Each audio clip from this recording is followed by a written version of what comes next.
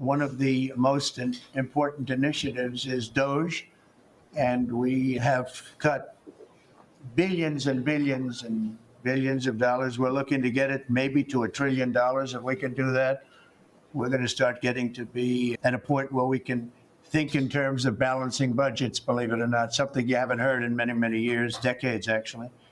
And it's a big, whether it's this year or next year, I think we'll be very close to balancing budgets.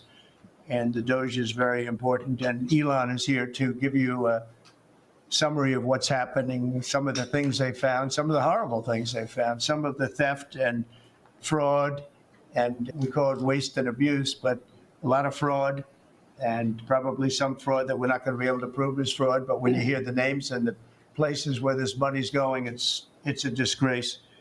But we've requested that a lot of people, we want to make sure that the people are working. So letters were sent out, and I think everyone at this table is very much behind it. And if they aren't, I'd want them to speak up, but they're very much behind it. Letters were sent out to people just to find out if the people exist.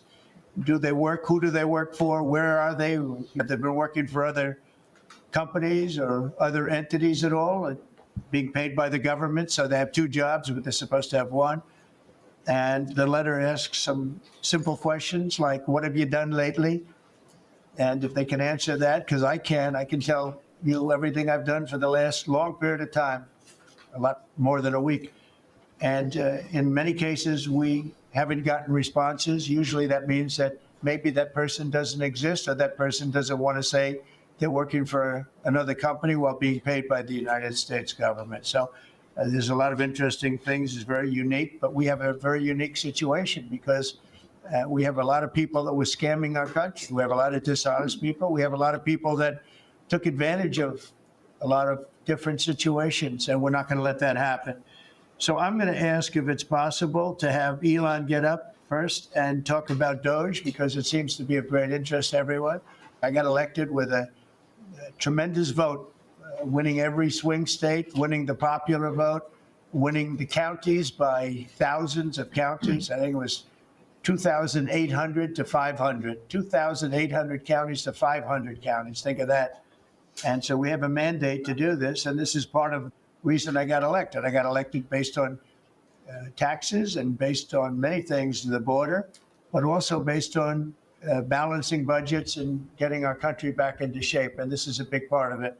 So Elon, if you could get up and explain where you are, how you're doing, and how much we're cutting. And it's an honor to have you. He's been a tremendously successful guy. He's really working so hard, and he's got businesses to run.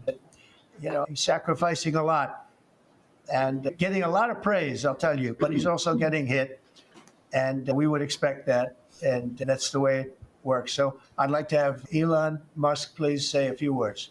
Okay. Thank you, Elon. Thank you, Mr. President. Well, I actually just call myself a humble tech support here, because this is actually, as crazy as it sounds, that is almost a literal description of the work that the DOGE team is doing, is helping fix the government computer systems. Many of these systems are extremely old. They don't communicate. There are a lot of mistakes in the systems. The software doesn't work.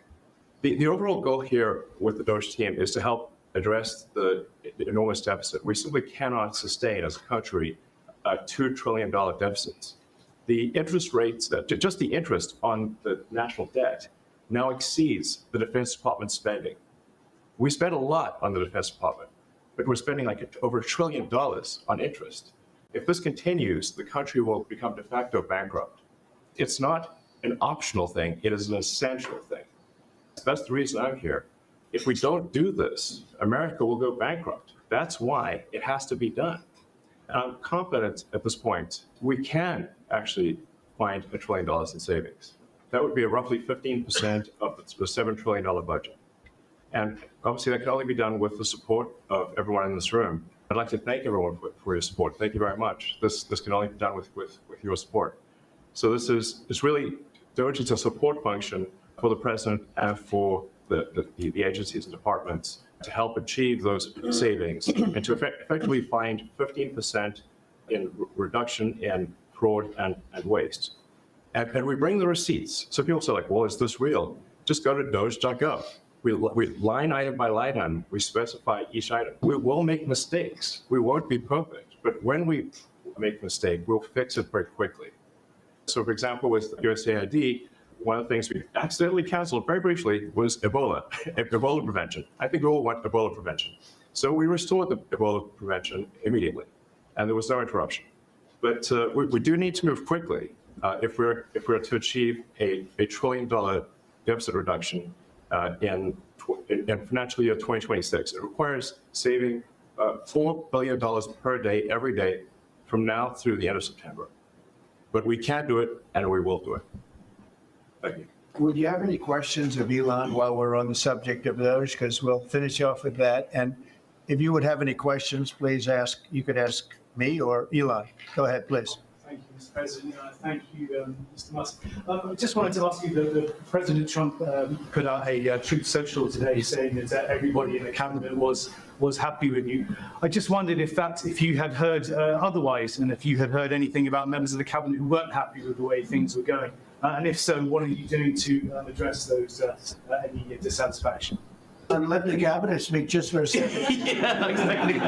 Is anybody unhappy with Elon? If you are, well, throw him out of here. I have a lot of respect for Elon and that he's doing this, and some disagree a little bit, but I will tell you, for the most part, I think everyone's not only happy, they're thrilled. President Trump has put together, I think, the best cabinet ever. This is an incredible group of people. I don't think that such a talented team has actually ever been assembled. I think it's literally the best cabinet that the country has ever had, and I think the company should be incredibly appreciative of the people in this room. Yeah. Mr. President, thank you, Mr. Musk. Are there about half of the government employees so far appear to have responded to your request for what they've been doing over the past week? Is there a timeline in place for next moves for people being fired? And when can the American people expect to see the results of that? But yes, well, to be clear, I think that email perhaps was misinterpreted as a performance review, but actually it was a pulse check review. Do you have a pulse? Do you have a pulse and 2 neurons? So if you have a pulse and 2 neurons, you can reply to an email. This is, I think not a high bar, is what I'm saying. Should be, anyone could accomplish this. But what we are trying to get to the bottom of is we think there are a number of people on the government payroll who are dead, which is probably why they can't respond. And some people who are not real people, like they're literally fictional individuals that are collecting paychecks. Well, somebody's collecting paychecks on a fictional individual. So we're just literally trying to figure out, are these people real? Are they alive? And can they write an email? Which I think is a reasonable expectation for the American, the American public would have at least that expectation of someone in the public sector. Mr. Matz, roughly a million. Not a high bar, guys, come on. Roughly a million employees have responded so far to this email. Does that mean that the remaining 1 million or so federal employees now risk being terminated? And is it your understanding and expectation when you post a directive on X that the cabinet secretaries will follow that order? Because several agencies have instructed employees that this is voluntary or not to respond. Yeah, well, I mean, so I guess it was like last week, the president encouraged me via Truth Social and also by a phone call to be more aggressive. And I was like, okay, yes, sir, Mr. President, we will indeed do that. The president is the commander in chief. I do what the president asks. So, and I said, can we send out an email to everyone just saying what did you get done last week? The president said yes, so it did that. And, we got a partial response. We're going to send another email. But our goal is not to be capricious or unfair. We want to give people every opportunity to send an email. And the email could simply be, what I'm working on is too sensitive or classified to describe. Like literally just, that would be sufficient. I think this is just common sense. And what is your target number for how many workers, employees you're looking to cut total? We wish to keep everyone who is doing a job that is essential and doing that job well. But if the job is not essential or they're not doing the job well, they obviously should not be on the public payroll. I'd like to add that those million people that haven't responded, though, Elon, they are on the bubble. They haven't responded. Now, maybe they don't exist. Maybe we're paying people that don't exist. Don't forget, we just got here. This group just got here. But those people are on the bubble, as they say. Maybe they're going to be gone. Maybe they're not around. Maybe they moved and they're not where they're supposed to be. A lot of things could have happened. I wouldn't say that Biden ran a very tight administration. They spent money like nobody's ever spent money before, wasted money. the Green New Scam, all of the different things they spent money on. And you've seen that. You've seen that with some of the things that I read in speeches. I read them and people can't believe when I read them. 20 million here, 30 million here for, a little educational cost on something. $20 million to inform the people of such and such a country on other things and other things other than that. So, yeah, those people right now we're trying to find out who those people are that haven't responded.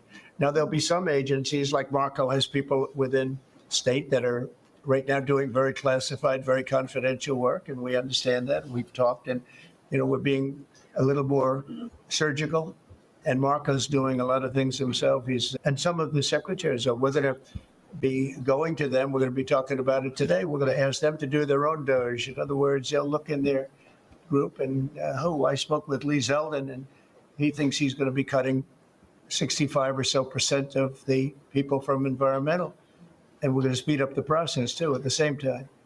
Yet a lot of people that weren't doing their job, they were just obstructionists, and a lot of people that didn't exist, I guess, Lee, too. You found a lot of empty spots. The people weren't there. They didn't exist.